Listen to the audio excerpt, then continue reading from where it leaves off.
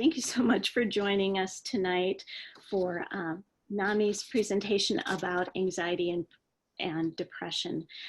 NAMI is the National Alliance on Mental Illness, and we are very grateful for them being willing to come and present to us tonight. Our presenter is Meredith Kober. Meredith is the Director of Programs at NAMI DuPage. Meredith is a licensed social worker with over 20 years of program management and community relations experience with nonprofit organizations. She's been working in the nonprofit field for over 30 years in the areas of child welfare, foster and adoption, workforce development, housing and self-sufficiency, and mental health. Meredith has personal experience with a family member living with mental illness. Her sister Callie died of suicide in 2011. Meredith states that her mission is to provide awareness of mental health issues and support for individuals and families living with mental illness in hopes that no family member need suffer the loss of a loved one to suicide. And I will now turn the mic over to Meredith. Thank you so much, Barry, for inviting NAMI DuPage to share a webinar with you tonight. We've entitled this webinar, your request to talk about anxiety and depression, and if that's a feeling or a disorder. And one of the reasons that that's important right now, well, it was always important to share this information, but particularly now in light of things that people are experiencing due to COVID. There are more people experiencing feelings that they hadn't experienced before. And so it's important to kind of delve into what those things can look like for them so that they know if they need to get some attention for that. So I'm going to show you, sorry, screen. Oh, there we go. A little bit about NAMI DuPage. Our mission statement is to provide support, advocacy, and education in order to improve the quality of lives of individuals with mental illness and their families. We started locally in 1985 as an affiliate of the national organization NAMI. NAMI National actually started in 1979, so just a little bit ahead of us, and that means that we're celebrating 35 years this year. The whole agency overall is dedicated to improving the quality of lives of anyone affected by mental illness. And NAMI DuPage is one of about 750 affiliates nationwide, all of which are its own individual nonprofits with its own fundraising and boards and all of that. So why is training on mental illness important? There's several reasons. There's a lot of stigma surrounding mental illness and a lot of misinformation. Mental health problems are actually very common, as we'll talk about, and untreated mental illness can be really costly. There's people who don't know how to reach out for help if there's someone who is suffering with that themselves, and early intervention is key, and people just don't know how to help someone else. So just so that we're all on the same page, mental illness definition is a diagnosable illness that profoundly disrupts a person's thinking, feeling, moods, and ability to relate to others, while also disrupting the person's ability to carry out daily activities. So that last part is really key there. Mental illness is biological. It's not a choice. It's not something that somebody wakes up with and says, I think I'm going to have a mental illness. It cannot be overcome through willpower and is not related to a person's character or intelligence. And it can affect a person of any age, any race, any religion, or any income. So it is definitely non-discriminatory. But where does it come from then? So just on your screen here, you can see a few of the reasons why somebody might develop a mental illness. Like we said, it is biological, but it can also be connected to some stressful life events. Could be a learned behavior, could be part of a person's family history or their genetics, a chemical imbalance, possibly some seasonal changes, a trauma. So there's several reasons that someone could develop a mental illness. Like I said, it is very common. There is 1 in 5 adults in the United States that develop a mental illness in any given year. 1 in 25 adults will develop a serious mental illness or severe mental illness. And only 1% of the population lives with the most extreme of that, and that would be schizophrenia. Almost like 2.5% live with bipolar disorder, 6.9% have had at least one major depressive episode in the past year, and a little over 18% have experienced an anxiety disorder. 1 in 5 youth between the ages of 13 and 18 live with a severe mental disorder at some point in their lives. And over a third of students with a mental health condition, age 14 to 21, who are served by the special education departments drop out of school. And that's pretty high. And more than 90% of children who die by suicide have been diagnosed with a mental health condition. So with all of the statistics pointing in that direction, we say it's so common, 1 in 5 individuals. Why is there such a stigma and misinformation about it? And so first, to delve into that a little bit, what is stigma? It is a mark of shame, can be for some individuals. And there's a couple different levels there. It's labeling somebody else with a condition. It's a stereotype that somebody who has a mental health diagnosis is like someone else who has a mental health diagnosis. Labeling it all, as we're learning with all of the race conversations right now, that creates a division. It also discriminates against somebody because of their label. We've learned that it comes from a lack of knowledge. So education opportunities like this are really important to help break that down, to break down that stigma and to educate others about what mental illness actually is, to help get rid of the fear and the mistrust and the understanding that it is biological. And the symptoms are often physical and behavioral. We know that mental health problems are very common and they're costly. So it's really important that we try to address this as early as possible so that we can get the help that somebody needs. We want to be able to encourage and empower others to reach out for help. Only about 41% of the adults in the United States with a mental health condition actually have received mental health services in the past year. And unfortunately, the median delay of treatment that somebody gets help from the first onset of symptoms until they're receiving help is about 10 years. And a lot of that could be related, goes right back to that stigma and that misinformation. They don't know that they have one. There's the stigma. They maybe have been told that they should just get over it. And so they're not really sure where to go with that. And we can know that mental illness symptoms can be kind of cyclical. So we've got, like this chart here shows, like poor life performance, like, absenteeism, social problems, that kind of thing. And things start to kind of fall apart. Maybe they lose their job, they go through a divorce, having some financial issues, which of course adds additional stressors like anxiety, poverty, social isolation, and then increasing the mental illness symptoms, which again can just be cyclical without actually getting the intervention that they need. Also, mental health is on a continuum. Any one of us have mental health. So there's mental wellness at the one end, and then there's moderate, mid area, moderate, and then severe mental illness.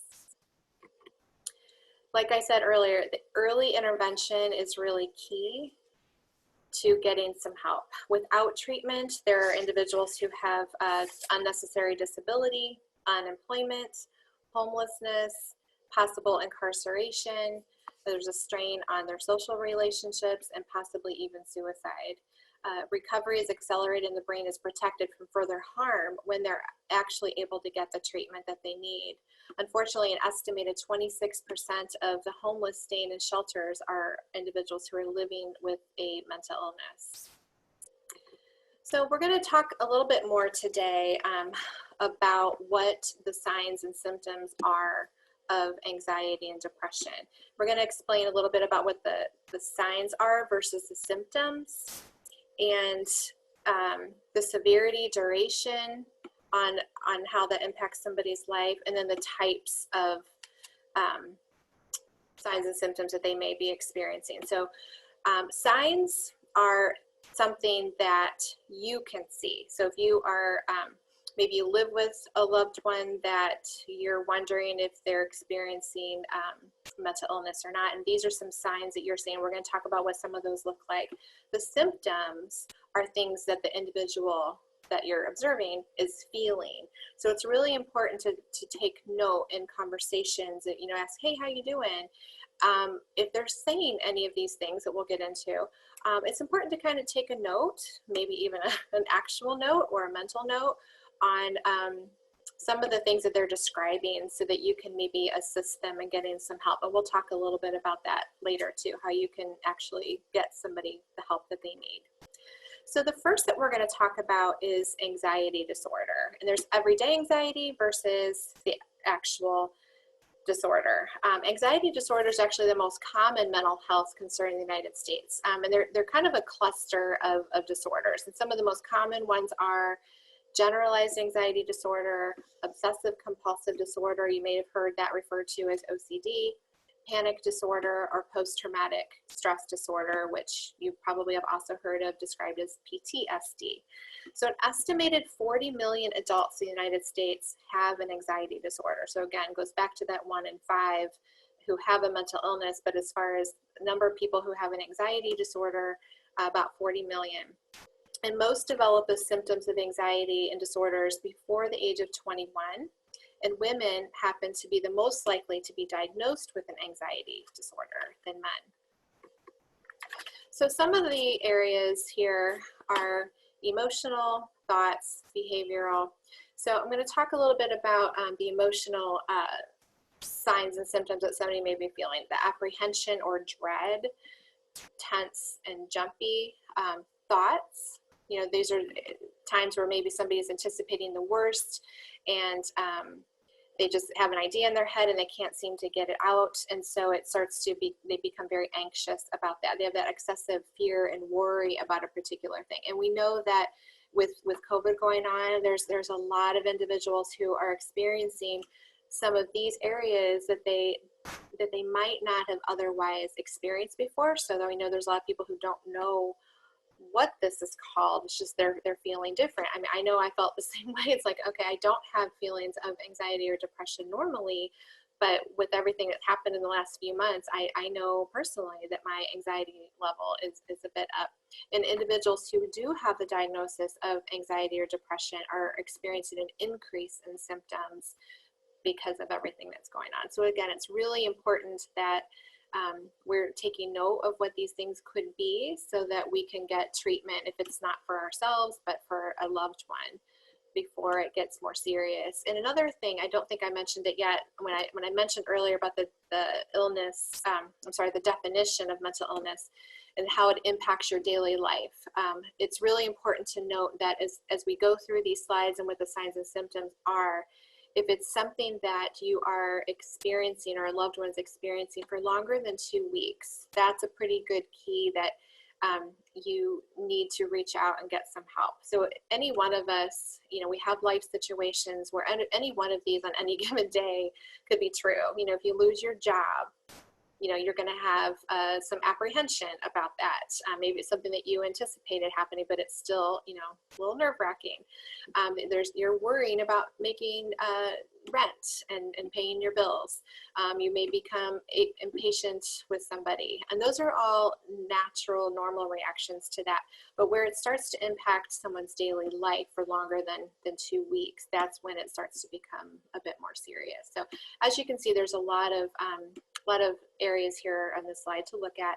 And I do believe we do have I think the library is going to make available the PDF if you need that. I'm sure you can reach out to Barry for that later on so that you don't have to take note of all of this right now. So just as kind of the group here of all the, I'm going to move my bar here a little bit because I can't see the top. Generalized anxiety disorder and what that looks like. The generalized anxiety disorder basically produces a chronic, exaggerated worry about everyday life. So again, that's kind of where you take that, whatever that worry is and possibly that normal reaction to it, and it becomes very exaggerated and chronic where the individual can't stop thinking about it.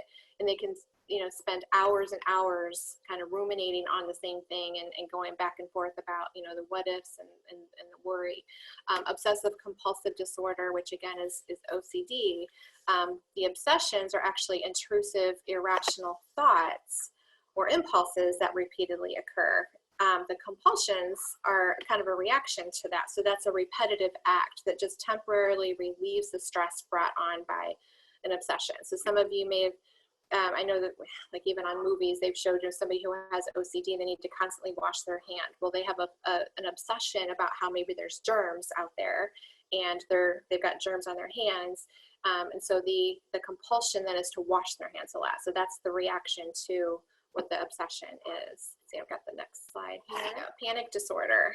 So that is characterized by panic attacks, sometimes happening when somebody least expects it, which can be really scary. I don't know if any of you have experienced that before. I've come close to that a couple of times, not a full out panic attack, but it can be very frightening, and it can be frightening for somebody who is observing that. A panic attack usually will reach its peak at about 10 minutes in. So because it's so scary, many people go to extreme measures to try to avoid not having one. So if it's a place that maybe is a trigger for them, they may just never go there. They may not repeat that activity, which again leads to social isolation and just avoiding going places so they don't have to have a panic attack. Post-traumatic stress disorder is a traumatic event. Could be an event that happened in the military, it could be an assault, it could be a natural disaster, and I believe that COVID will definitely be falling under this category. We've heard of some not happy stories about people who have gotten sick and can't be in the hospital with loved ones, and how traumatic that has been. It's possible that somebody could develop PTSD as a result of that. It can have long-lasting negative effects. So it's really important that these individuals are getting the help that they need. The biological responses and instincts, which can be life-saving during a crisis, which is good that our body reacts like that, can really leave a person with ongoing psychological problems. They may have times in their life where they're re-experiencing what that trauma is. And so it can be very serious. So want to make sure that if you believe that anybody may be experiencing PTSD or potentially could, that we just want to make sure that they're getting the help that they need. So that leads us to depression. It really is a serious mental illness that requires understanding in the medical care. It's more than just a feeling of being sad or a rough patch. It's not one of those situations where you can tell somebody that, hey, you just need to get over it, because it's not like that. People of all ages and racial, ethnic backgrounds can experience depression, and 16 million adults, nearly 7% of the population, have had at least that one depressive episode in the past year. Barry mentioned my sister who died by suicide, and her diagnosis was severe depression. So left untreated, it could potentially lead to suicide. So it is very important, especially with depression, to make sure that somebody is getting the help that they need, because it could last a few months and it could last for years. And just think about that quality of life. And I go back to that 10 years of that median time that people are actually getting treated. That means that they could be living with these symptoms for a very long time before they are getting treatment that they need. So what do some of those signs and symptoms look like? Well, on the physical end, it could be decreased energy. They're just feeling fatigued. They might complain more of headaches. They might have some unintended weight gain or even weight loss. Chronic pain that they're describing.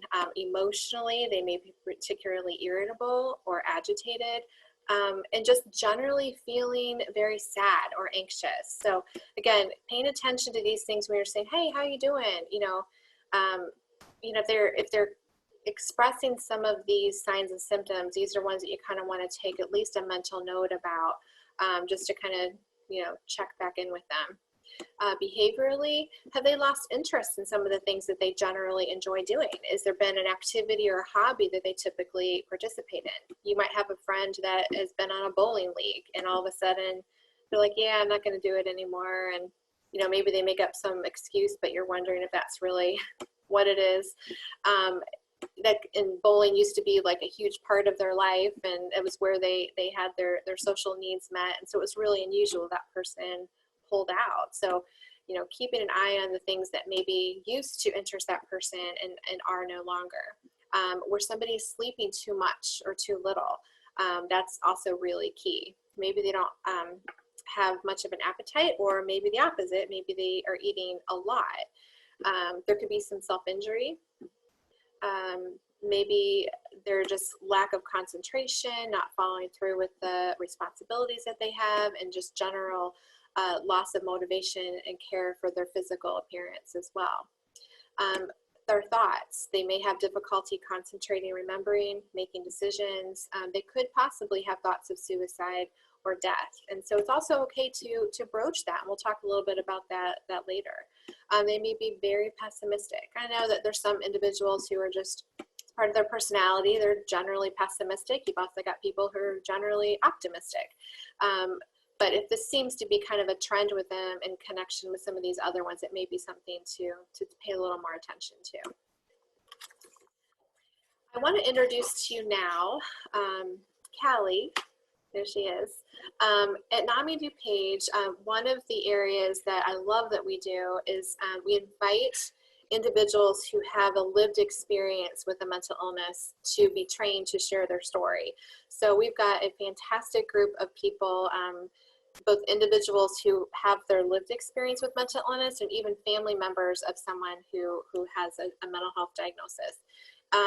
And so they're trained to share their stories in the local hospitals, and also when I go out and do presentations like this and other opportunities as well. So Callie is one of those individuals who has been with us for a couple of years now, right? Yeah, I have. Awesome. Well, she's going to share her story with you now, and you can tell a little bit more about yourself if you want before you get started, or just you could dive right in. I think it's also part of your story. So It is. Thank you, Meredith. As Meredith said, my name is Callie. I'm 29 years old. I recently graduated college with a bachelor's degree. I work full-time as a nanny, and in my free time, I volunteer for NAMI DuPage. My passions are helping people, working with children, meditating, yoga, and learning about holistic healing. I'm embracing life day to day and enjoy spending time with my family and friends. I have suffered from depression my whole life. At a young age, I didn't understand how I could be sad without reason. I felt so ashamed, often wishing to be sick. I didn't know I actually already was. I have a mental illness. I fought this disease silently, never telling anyone for years. In school, I wasn't what one would call a problem child, and had I displayed worrisome behavior, it never caught the teacher's attention. I had my fair share of issues at home, but again, I did not look like a girl that suffered from an illness, at least not one my parents were aware of. I cried a lot and acted out, most commonly using anger, causing many to believe I was only upset because I was not getting my way. It wasn't until one day at the age of 14, I came downstairs and broke the news to my mom that I was extremely sad and I no longer wanted to live. This conversation was the very beginning of what seemed like a forever uphill battle to getting to where I am today. I started to see a psychologist. I was diagnosed with depression, anxiety, ADHD, OCD, and eventually borderline personality disorder. My parents did not feel the therapist I was seeing was the right fit for me, but I insisted she was helping. Deep down, I wasn't sure, but with my borderline tendencies and the fear of change, I really wanted to believe she was. I feared if a therapist couldn't help me, then who could? I dealt with a lot of anxiety throughout my whole childhood. I hated change, so much so I cried when we got a new mailbox. I cried when we started to go to Blockbuster instead of the video store down the street, as well as when they tore the old Jewel Osco down to build a new one. It wasn't until the time came for me to graduate high school that I realized just how much I feared change, or how much this fear impacted my life. My mood was literally the only thing that ever changed on a regular basis, and that was only because I had no emotional regulation skills. Other than that, I stuck to a rigid routine. My weeks and days were planned to the point I wore a specific outfit on Monday, I had therapy on Tuesdays, and so on. I planned my life out like this to feel a sense of control, and would become very upset if there was a slight variation in my schedule. I felt at that point I lost the only little bit of stability or control I had in my life. The summer after high school, I was my first partial hospitalization. I spent 6 weeks going to behavioral hospital for intensive therapy. That fall, I started my freshman year at a community college. My first semester was rough. I really struggled with transitions, and if I'm being honest, even to this day, they can be a struggle. My depression ended up getting worse, and I failed every class that semester. I decided to retake them that spring only because I had no idea what else I would do with my life. I ended up doing really well the rest of my time there. I graduated with high honors and received an associate's degree right after my 21st birthday. At a crossroads, I had to figure out what I was to do next. That fall, I took a leap of faith and went away to school. When I decided to go away, I thought, perfect. This will answer the question I've been worried about for so long. Will I make it through life? I was so excited for this opportunity. I believed if I could pass my classes and take care of myself all while living on my own, I no longer had anything to worry about. I felt if I could do that, the rest of my life would be a walk in the park. I really wanted to do well in school, but more than anything, I wanted to pass this ultimate test I had made up in my mind. Not very far into the semester, I started doing poorly. My depression and anxiety got worse, and the fear of failure began to paralyze me. One by one, my grades were slipping, and not very confident, I eventually gave up. Even though my parents had always been very supportive of me, I was so afraid to tell them I wasn't doing well in school. Looking back, I realized I wasn't scared to tell them I was failing my classes, but I was afraid they too would think I was failing at life. I feared they would no longer believe in me and would also give up. These feelings were weighing so heavily on me, they started to cause physiological problems. I started passing out during the day.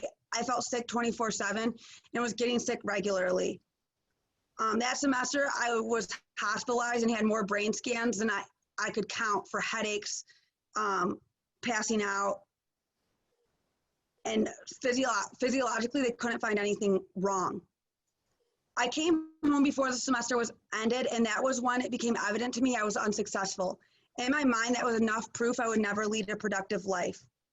Shortly after coming home, I was put in the hospital again for intensive therapy. There, I was told I would not be able to go back to school in the spring.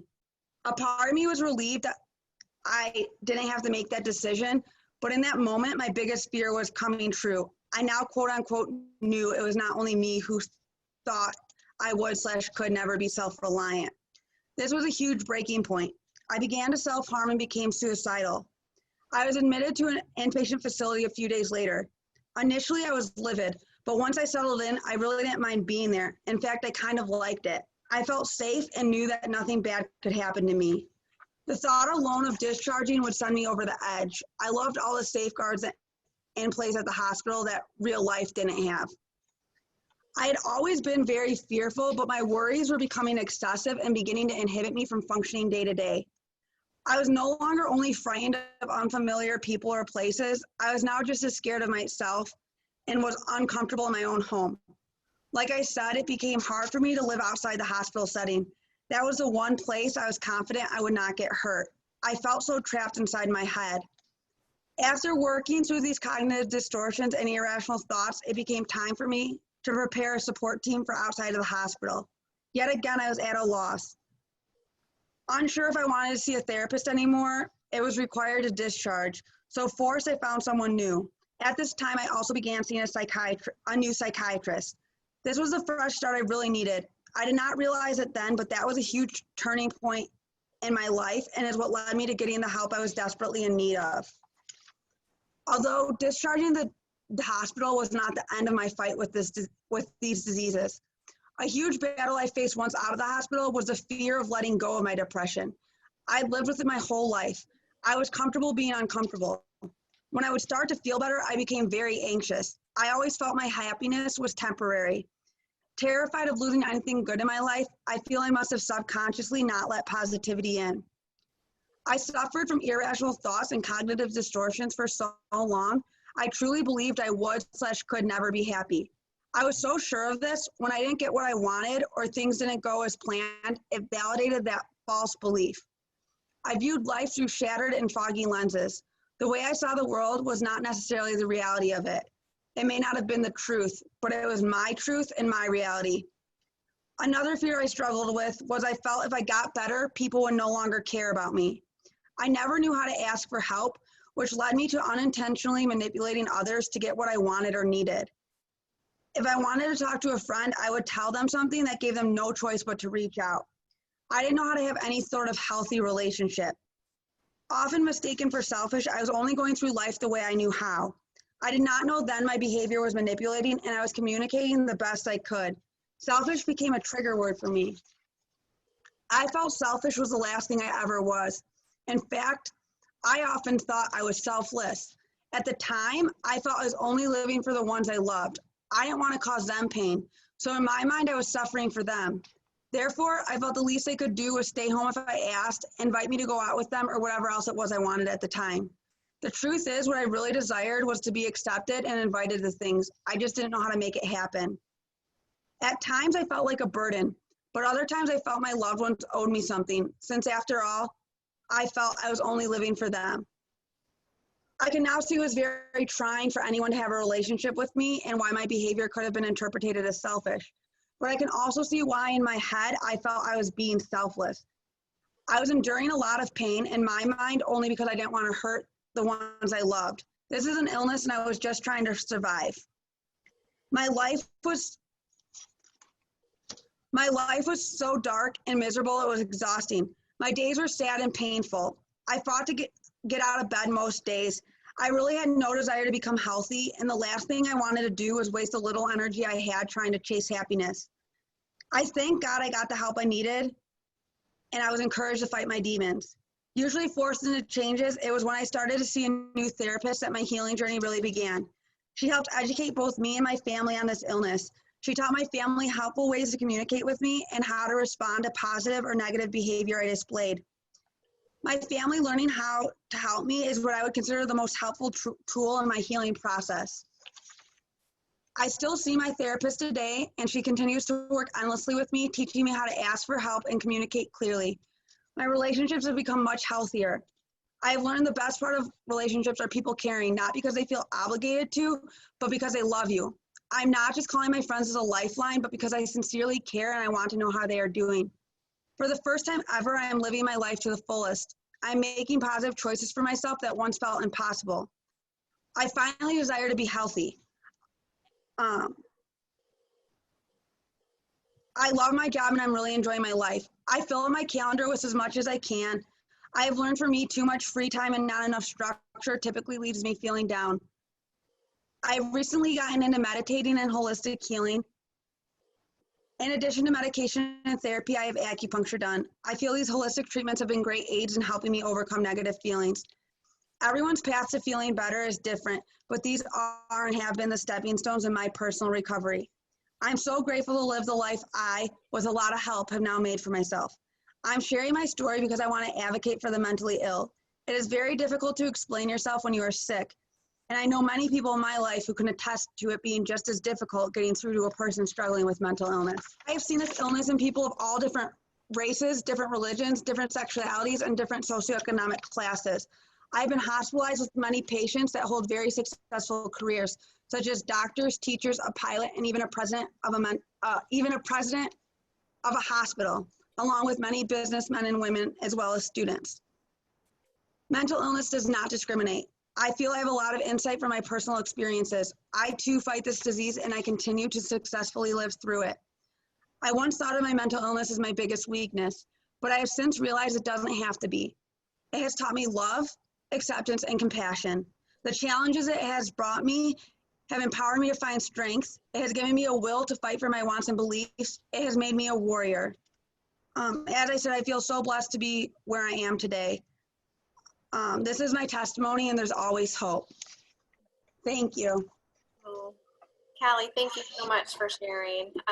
You have such a powerful story, and I think that everyone would be able to see, like, this is one of the reasons that we bring individuals like you to share your story with us, because it really, I think you said earlier, kind of puts a face to it and helps people understand that it's for anybody. I mean, mental illness can happen to anybody, but what's really important that you just shared in your story is how not only all the struggles that you went through, but how you came to accept it and what you've done with that, and that you're living, you are living your life in spite of having the mental health diagnosis. It doesn't define who you are. You're living with it. So thank you. Yeah, thank you. So much. I think, you know, at the end, like Barry said, if there's any questions, Callie and I will both be here for questions, but I'll go ahead and jump on and continue with the rest of the presentation. Thanks. Okay. So like we just mentioned, recovery is possible. Having a mental illness is not curable, but it is treatable. So what does recovery look like? And kind of like what Callie just described, is a state of living for someone with a mental health or substance use disorder where they have accepted the fact that they have a disorder and are focusing on improving and bettering their lives and their overall well-being. And it's different for everybody. What works for Callie isn't going to necessarily work for somebody else, but it's really helpful to hear other people's stories to learn what might have worked for somebody, because it might work for you.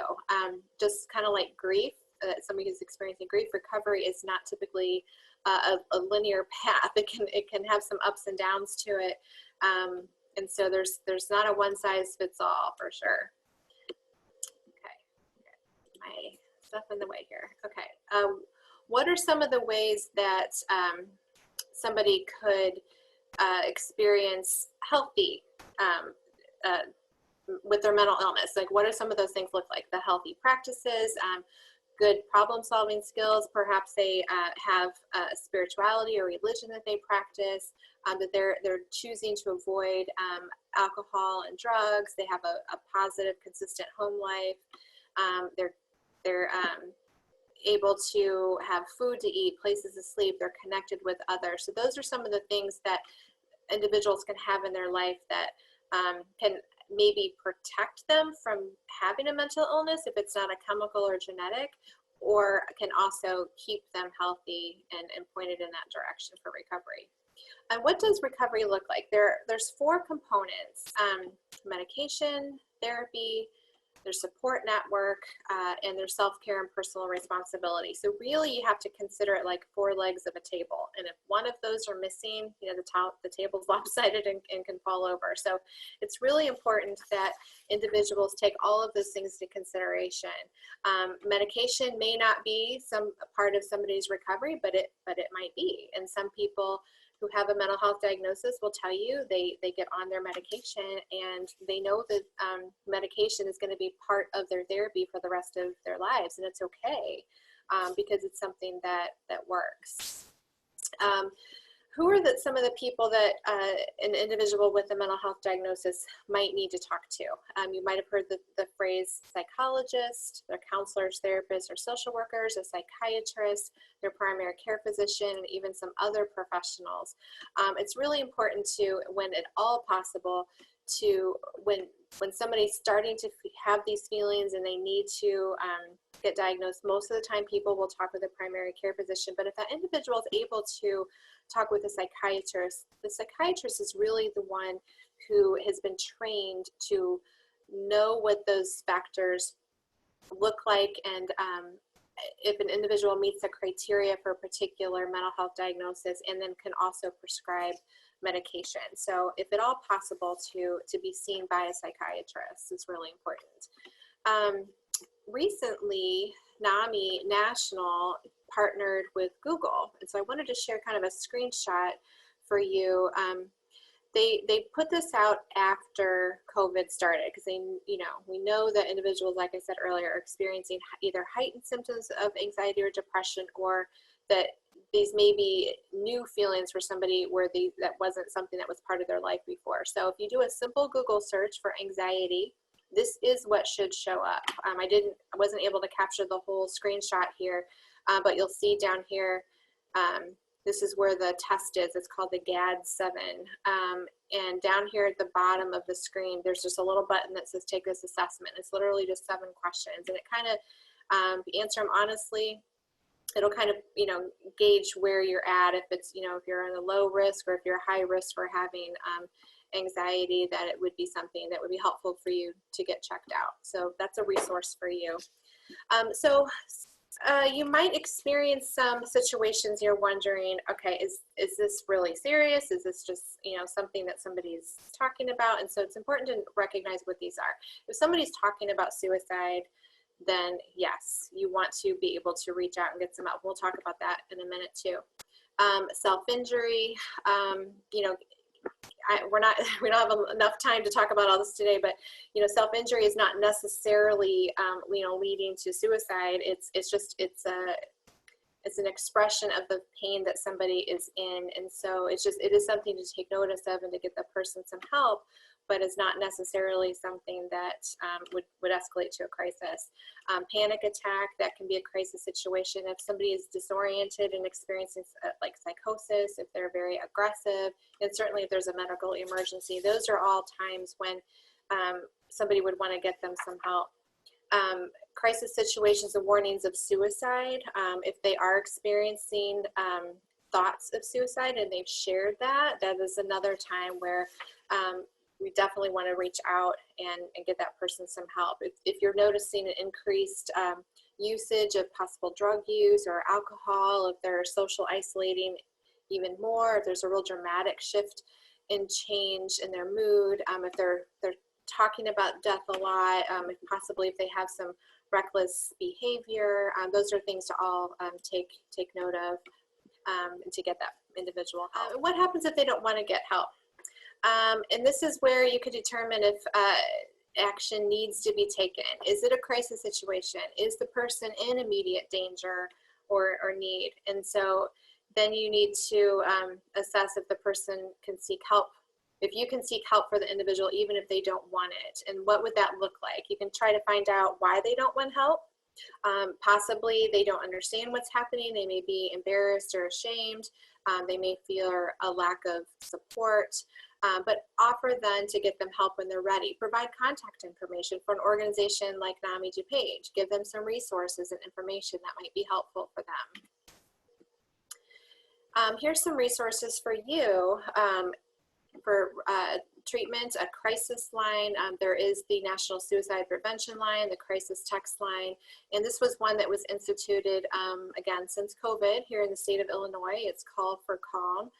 Text 552020. Also, calling 911 is a possibility. They may need to go to the emergency room, possible voluntary or involuntarily. If you're calling 911, we do recommend that you ask for an emergency responder that has had some mental health training. You might have heard the phrase or the acronym CIT, which is Crisis Team Training, Intervention Training.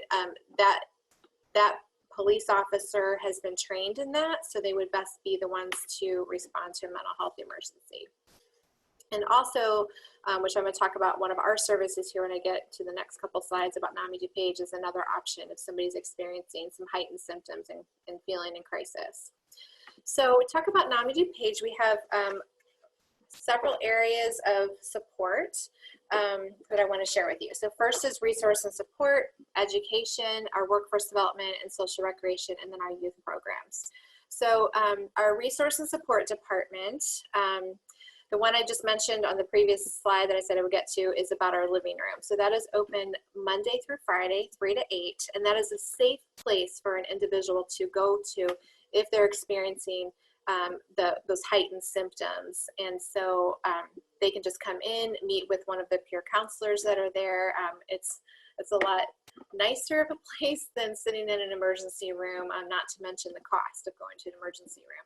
But by all means, if somebody is experiencing like immediate crisis and need to get them some immediate help, then calling 911 would still be the best way to go. But consider the living room and keep us in mind if somebody is experiencing those heightened symptoms.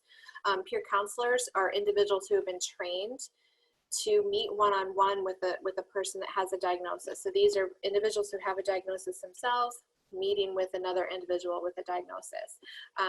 You can find the information on our website to request a one-on-one appointment. We work on a sliding fee scale for that. If you meet the criteria, it's as low as $1 to meet with a peer counselor. Also out of that department are all of our support groups. We have many support groups that meet Monday through Thursday.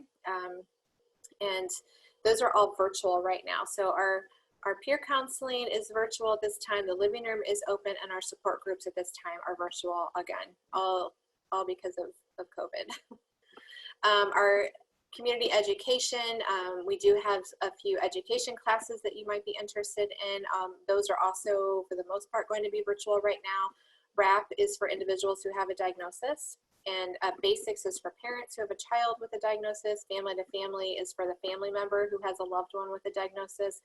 And mental health first aid would be another one that I would recommend that anybody go through. So it's similar to if you have physical first aid, it's similar to that. So if you want to learn to take a deeper dive into that, it's about an 8-hour course. It's free, but it helps you to address the signs and symptoms that somebody may have, and to help to get them help until they can be seen by a professional.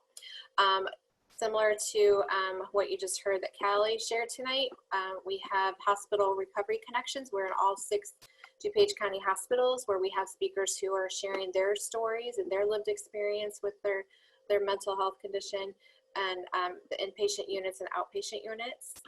Community education, similar to what we're doing right here. And then we have training for police officers and first responders to understand what a mental health, what mental illness is, and how they can best respond to those community calls that they receive. We have a supported employment program where we offer job readiness classes and some job coaching one-on-one, primarily for individuals who have a diagnosis themselves. We know sometimes that if somebody has been hospitalized and needs to step out of the workforce a little bit, it's hard to get back into that. So we're there to support those individuals who need that extra assistance and guidance in finding employment again. And out of that, we do have a couple of volunteer opportunities where people can kind of regain their footing, something they can add to their resume as well. And that is a cafe and a print shop. Unfortunately, right now, our cafe is closed because of COVID, but our print shop has still been functioning during this time. We have a social recreation program that on a typical basis has weekly programs Monday through Thursday during the day and in the evening. Currently, the only one that we have operating is we're doing a virtual bingo, and you can find that information on our website as well. And then our youth program, we are in nearly all of the DuPage County high schools and some of the middle schools. And the people who go into those classrooms are in partnership with the health department, and they're teaching a program called Ending the Silence during that classroom period. So that's a really important one that gets that conversation going. Like Callie mentioned, talking with her mother about her feelings. This is another catalyst to get those conversations going, either with the student's parent or possibly their teacher or their counselor at the school. We certainly want to thank both you, Meredith, and Callie for all of the time and effort that went into put together this presentation. Thank you so much for all the information, for your vulnerability, and for being with us tonight to share with us.